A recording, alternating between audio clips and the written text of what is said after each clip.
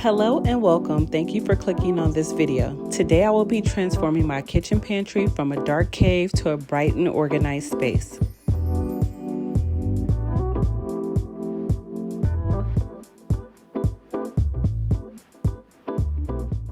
We all know the struggle of trying to keep the pantry organized. Food gets hidden in the back to expire, or you end up wasting money buying things that you already have. Today, I'm sharing my solution and I hope it inspires you to find yours. Before we get started, please be sure to subscribe if you haven't already. We're so close to reaching 1,000 subscribers. I want to thank everyone who has already subscribed. I truly appreciate your support for the channel.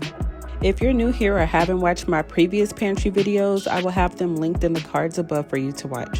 In that video, I turned my small coat closet into a pantry because this cabinet could not handle the weight of all of the canned goods and drinks that I stored in it. As always, I removed everything from the cabinet and threw out anything that was expired and put others back in their proper place. Painting is my least favorite part, but it makes the biggest impact. By brightening up the cabinets, I'm able to find items more quickly and know exactly what I have on hand. This time around, I'll be using this cabinet to store my pantry staples like flour and sugar and things I use to prepare our dinners weekly. It will also house everything I use for baking and some condiments. I'll also add a few small appliances as well.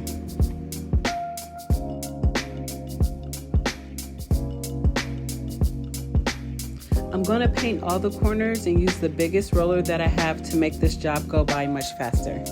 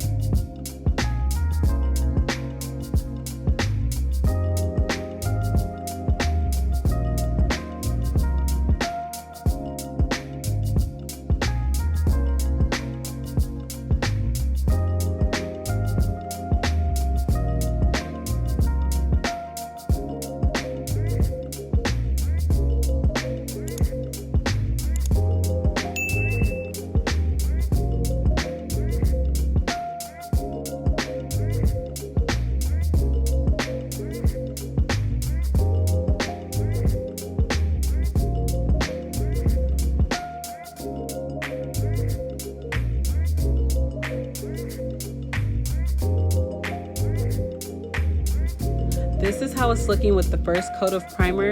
I'm going to do one more coat of primer and then I'm going to follow up with my cabinet paint.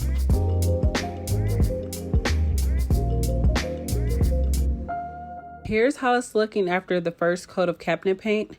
It looks really good here, but I did not like the gaps that were left around the perimeter. If the gaps on the shelves don't bother you, you can stop here, but I decided to caulk all the seams and give it one more coat of paint. I'm using DAP Extreme Stretch Caulk for this part of the project, just to ensure the seams won't open back up with the weight on the shelves.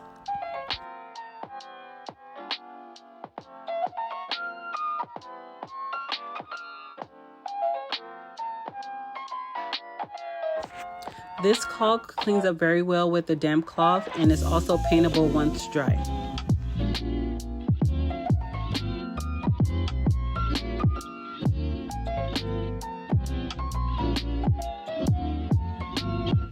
I'm applying the product one shelf at a time into the seams, and I'm going to smooth it with my fingertip and wipe off the excess product with a damp cloth.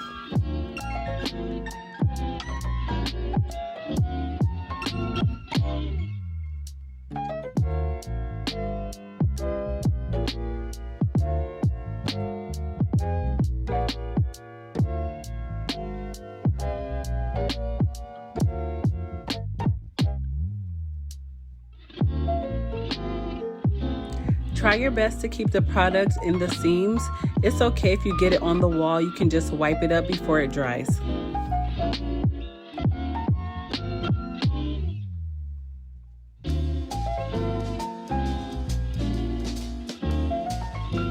I let the product dry a little longer than the directions stated and then I gave it the final coat of paint, and it looks so beautiful. Taking that extra step really gives it that professional finish. This is the same contact paper that I used in my previous coffee station video.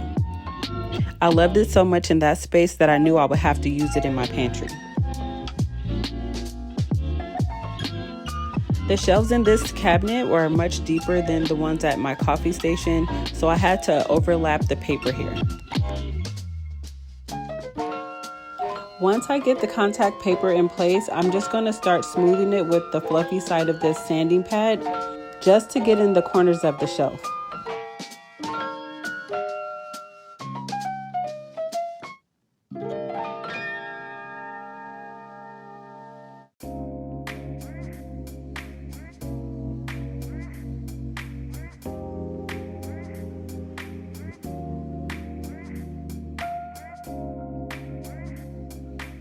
This strip of contact paper gave me a little bit of trouble. It started off evenly, but it kept shifting as I went along, not leaving enough to overhang the front. So I had to readjust and reposition the paper several times just to make sure I had enough coverage.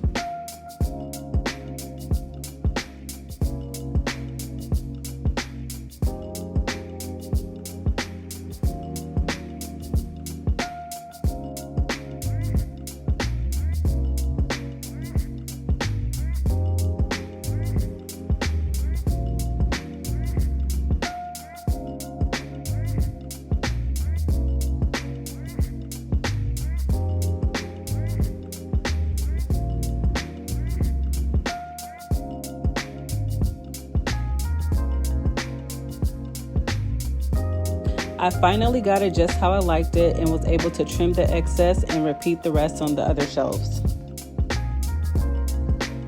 The pattern on this paper is very forgiving, so in case you have to overlap, it will still look good.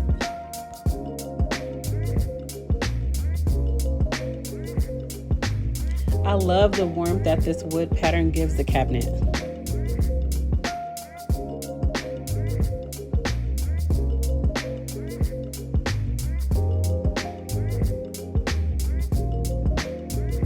This pantry is much brighter already, but I always have to add some cabinet lighting.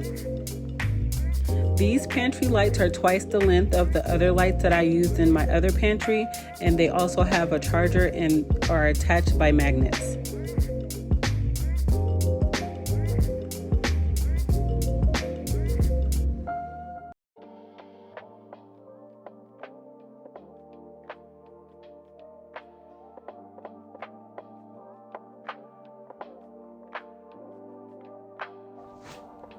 The only thing I dislike about these cabinet lights are that they don't come with a charging station. Each light has to be individually charged.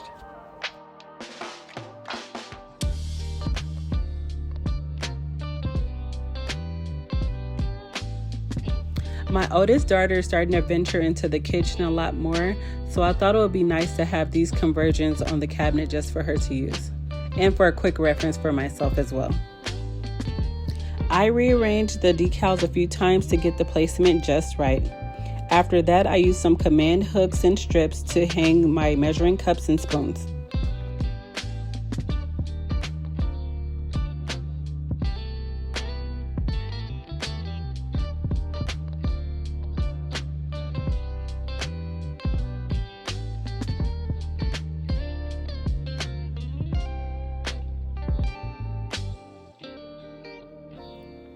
Here's a quick look at how the cabinet turned out. On the right side, I decided to use some chalkboard contact paper just to jot down anything that I need to get from the store.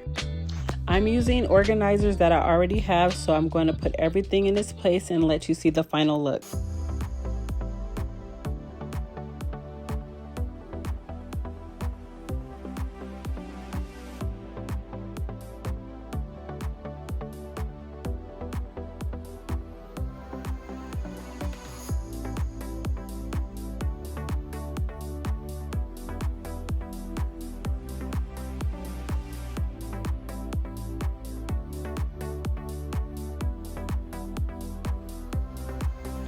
My favorite part is having everything contained in its own basket or container. That way I don't lose anything in the back of the cabinet. I now have a place to store all of my baking essentials and appliances without having to dig through the cabinets to find them. This is the shelf that I'm using for dinner and the condiments. I have all my stock here for gravies and sauces, and also my bulk rice and a few sides. This shelf has everything that I need for baking as far as sugar, food coloring, and extracts, and some mix-ins for any baked good.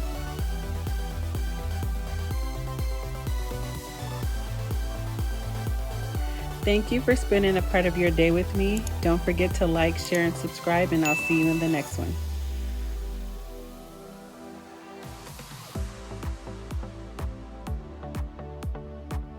I hope you enjoyed this video, and if you did, please let me know your favorite part in the comments below.